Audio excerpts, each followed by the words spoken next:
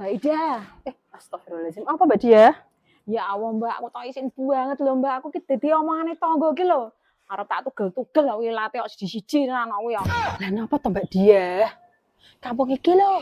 Nyerang gosip kok rak gaya banget lho. Tapi kuwi jenenge wis kebangetan tenan, Mbak. Lah mosok lho Mbak, aku tau dionekke jane aku akeh utang. Ting tuk ngecek ning ndi-ndi ora iso bayar. Terus meneh sing utangi padahal yo dekne lho, sing rasane yo kuwi lho. Kok iso ngonekke aku utangan iki. Semarake jengkel meneh to. Semarake aku mendidih darahku. Ana to Mbak, aku mau belanja to. Ngonekke aku, "Bu, hati-hati ana gediah nek tuku." Kok ndak diutangi, marai rugi ngono iki. To Mbak Dia, kuwi jenengane wis ora ngomong tapi nyacat. Lah yo Mbak, iki lho wis tak sabar-sabarke Mbak.